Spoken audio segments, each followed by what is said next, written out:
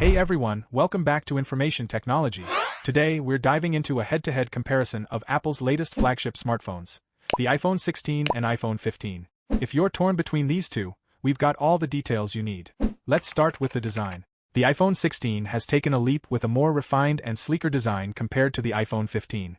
With a slightly thinner profile and a new ceramic shield front, it's not just about looks, it's about durability too. The iPhone 16 introduces a fresh color palette and a redesigned camera bump that blends seamlessly with the back. In contrast, the iPhone 15 continues with the classic design that's proven popular, featuring a similar look to its predecessors but with minor tweaks. It's available in mentioned colors, and while it's still sleek, it's not as cutting-edge as the iPhone 16. Performance-wise, the iPhone 16 is powered by the new A18 Bionic chip, promising even faster speeds and better efficiency. We've run some benchmarks, and it clearly outperforms the iPhone 15, which is still running on the A17 Bionic chip. The A18 Bionic chip in the iPhone 16 not only boosts speed but also enhances graphics performance, making it ideal for gaming and intensive tasks. The iPhone 15 holds up well, but the difference is noticeable, especially in demanding applications. Moving on to cameras. The iPhone 16 comes with upgraded sensors and new software enhancements, offering better low-light performance and improved optical zoom capabilities. Here's a side-by-side comparison of photos taken in different conditions. As you can see, the iPhone 16's camera provides sharper detail and more vibrant colors. The iPhone 15's camera is still excellent, but if photography is a priority, the iPhone 16's improvements are worth considering.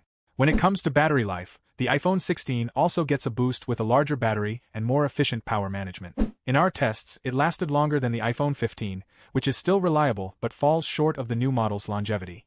The iPhone 16's battery life improvements make it a better choice for heavy users who need their phone to last throughout the day.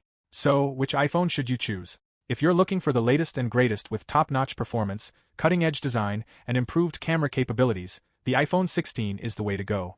But if you're satisfied with a more classic design and don't need the absolute best performance, the iPhone 15 remains a solid choice. Let us know in the comments which iPhone you're leaning towards. Don't forget to like, subscribe, and hit the bell icon for more tech reviews and comparisons. Thanks for watching, and see you in the next video. If you're a Samsung fan, today's video is all about the exciting but somewhat frustrating wait for One UI 7. As you may know, Samsung is hosting its developer conference October 3rd, and there's a lot of buzz surrounding what we can expect. So let's dive in. Samsung's developer conference is just around the corner. Typically, this event is where we see some major announcements including software updates. This year we're expecting some fresh insights into Galaxy AI, Tizen OS Knox, and of course One UI. But here's the catch. We're already in mid-September, and there's still no sign of the One UI 7 beta release. Now we've seen speculation about a delay in the beta program, and some fans are even wondering if Samsung might just skip the beta entirely and jump straight to a public release. That's quite a shake-up in the usual routine. Let's talk about the Galaxy S24 series, which is the focus of our anticipation. Back in mid-July, rumors suggested that the One UI 7 beta would kick off by the end of July in South Korea. Spoiler alert, that didn't happen. And since then, there's been a lot of silence surrounding it.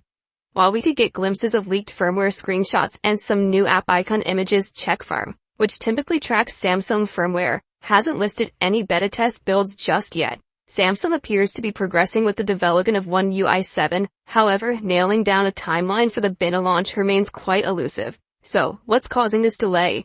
Well, it seems possible that the launch schedule of Google's Android 15 has something to do with it. Google is expected to roll out the stable version of Android 15 next month. But here's a twist. The recent Pixel 9 series launched with last year's operating system, not the latest. This raises some eyebrows, suggesting that Google is still finalizing Android 15. Since One UI is built on top of Android, any delays in the core OS can affect Samsung's timeline. Samsung wants to ensure that their skin is stable and functional before they start rolling out bets, and that could be why we're experiencing this unexpected wait. Now let's talk about the specifics of One UI 7 for the Galaxy S24 series. This update is anticipated to be their first significant software upgrade. There's been ongoing testing of a new firmware build marked with a B, and normally, fans are on lookout for the Z build, which would come just before the beta launch. All it seemed things were moving forward with the testing, pinpointing when the beta will actually start is still confusing.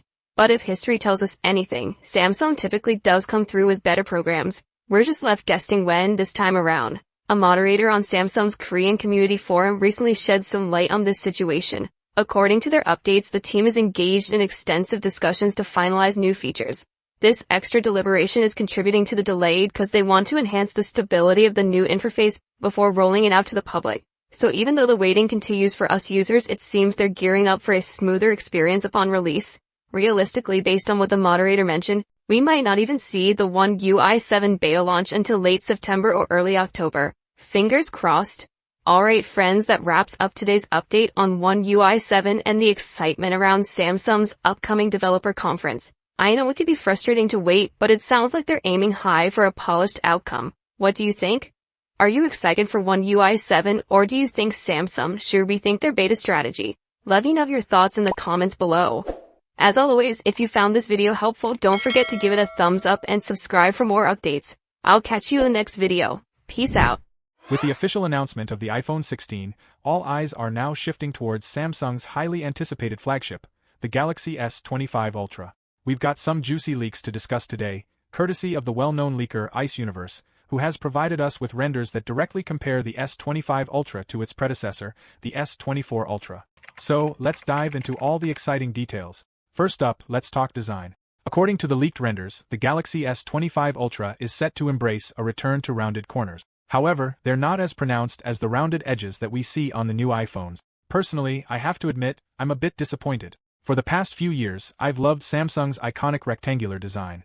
But that doesn't mean the S25 Ultra looks bad. In fact, it looks quite sleek and modern. What's really interesting in this comparison is how the S25 Ultra has removed the thick and heavy metal middle frame that we've seen on previous models. This design change not only gives the phone a thinner and lighter appearance but actually makes it lighter as well. The omission of that metal frame makes a huge difference in how the phone feels and looks in your hand, which is a clever move by Samsung. Check out this direct contrast between the S24 Ultra and the S25 Ultra. The latest renders showcase how the S25 Ultra appears not only smaller, but potentially lighter too. This is a significant change, and although we can't say for sure how much the weight will differ until the official specifications are released, it's clear that Samsung is pushing for a more refined and comfortable user experience. Now, it's worth noting that while the S25 Ultra might have a more streamlined design, it may still be the same size or slightly larger than the S24. However, because of the sleeker design and sharper corners, it gives the illusion of being more compact. This is a smart strategy from Samsung to modernize their flagship while keeping the overall heft manageable. What really bolsters the credibility of these leaked renders is the fact that similar leaks have come from other reliable sources recently, all showing a phone with these round edges. The consensus is building around the idea that we're seeing a design evolution here rather than a complete overhaul. Moving on from the design, let's talk performance. With every new flagship smartphone, we can typically expect a bump in performance, and the S25 Ultra seems no different. It's reasonable to expect that Samsung will equip this model with a faster processor, continuing their tradition of enhancements for annual upgrade. We've already seen some leaks hinting at improved processor capabilities that should help in everything from game loading times to multitasking efficiency. Camera improvements are also on the rumor mill. While we're not expecting a total revamp of the camera system, there are whispers that the S25 Ultra could feature some significant upgrades in camera technology.